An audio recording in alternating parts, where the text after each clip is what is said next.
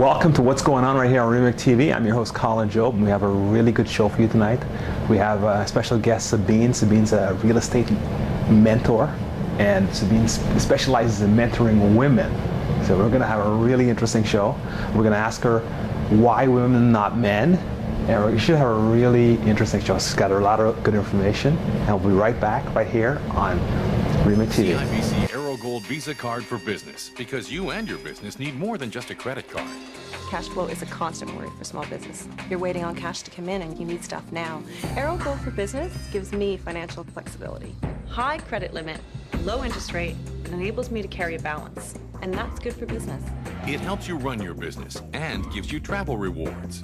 I took a special vacation to a real exotic place. Without the Aero Gold for Business card, we wouldn't have had enough aeroplan miles to go to this destination. Sign up now to receive 5,000 bonus Aeroplan miles, 1/3 of the way to a flight. There's not one place that I have found where this card has not been accepted. You can redeem your Aeroplan miles for flights with Air Canada or other airline partners from the Star Alliance network. I'm getting something in return for just spending money. And I spend a lot of money, so it's kind of nice. Sign up now for your CIBC Aero Gold Visa card. Okay, we're back on What's Going On. I'm your host, Colin Job. Right here on REMIC TV, we are going to be talking to my special guest today, SABEEN ALAM. SABEEN is a real estate mentor, and we're going to talk about the benefits of mentoring.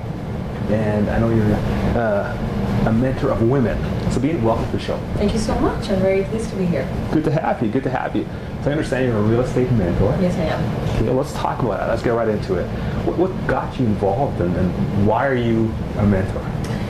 It's a very good question, actually. Of course, you know, my personal life has brought me to this point where I got interested in women investments. About 6 years ago, I went through a personal tragedy where my husband passed away at I was age 29 and he was 32. I was one of those. Sorry to hear that. Yeah, thank you. I was one of those women who really relied on the spouse for financial stability. So even though I had an educational background, but you know, when you get married, you're not thinking about a life without a husband in that short of a time. So within a year, I lost my husband to brain tumor, which was very unexpected. But it taught me a very hard lesson. At age 29, I didn't even have a single bank account under my name. I had completely 100%. Let me see what I'm trying to. You didn't have a bank account. I didn't have a bank account under my name. No, it was something that he dealt with. I didn't have a problem with it. You know, we had the trust. I knew, you know, he was going to take care of everything, and I really enjoyed staying at home and looking after the house. And that was my forte. I enjoyed it. I didn't want to be fussed with the investment and the money issues. It was not important to me. Having said that, life happens. And I became pregnant, and my husband got diagnosed with multiple brain tumors. It was a very hard lesson for me, and after he passed on, I had a 9-day-old baby and not a single dollar in my name. That really pushed me, that pushed me to the brink of thinking that this was a mistake. I should have, you know, as emotional as women are, and we are emotionally driven, this was not a smart thing to do. And I learned from that point on that I don't want women to go through the same thing that I did. I did find myself out of the situation. I put myself through school, and then seriously started looking into investments and how I can do this as a social worker, as a social element, and educate women in my circumstances. Great. So you decided to change course. Yes, and bring that difference to the women's society through my personal experience and through experiences of other women.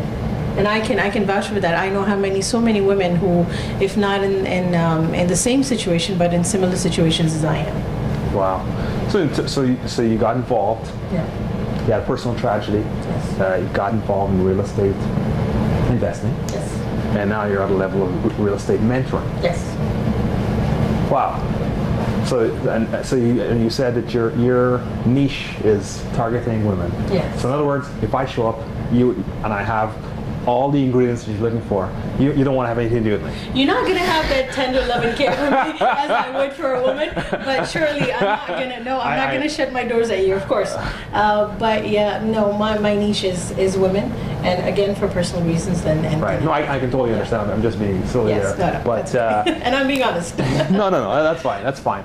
No, because my understanding, and I haven't done any research myself, that men tend to invest a lot more than women do. And so I can totally understand your decision. And given that, how has it been so far? It's been good. I've seen. You see, the thing is with women, from my experience and the research that it shows that women seem to be intimidated when it comes to investments. Really? Yes. Why so? Because it's not more of a capacity or capability, it's more of the risk factor. We are very afraid to make mistakes. Okay. Because we are thinking as nurturers, we're thinking as mothers, we're thinking as wives. When you're in your 30s and your late 30s, you're thinking about managing day-to-day life. You want to be, you're heavy in thinking about security about your life, but you're really not looking into myself and me. What if something goes wrong in my life? You're not thinking in those fortes, right. in that line. And that's what I want to redirect women into thinking like that. That this is important. It's great to think about your family. It's wonderful thinking about your children and their future. But what about your future? What about you? Okay. And that's the problem. That women tend to gravitate towards now, today, thinking about today, than tomorrow.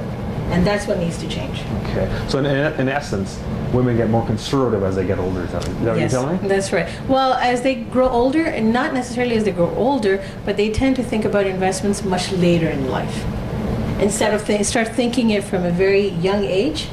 I'm trying to get into actually the teenage community even, for them to even start building that awareness and that planting that seed in their brain to think about investments, think about diversifying your portfolio, thinking about business.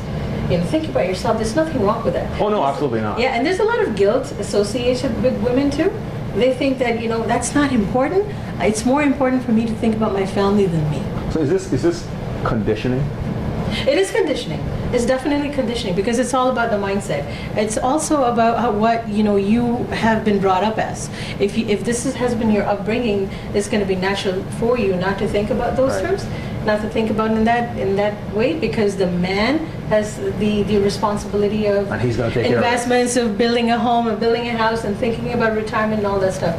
Where studies shows us the exact opposite. Really? Women are more concerned about those things than men are. Really, that's interesting. Well, it's funny. It's really funny you should say that, because when you look at the society, we live here in North America. Yes.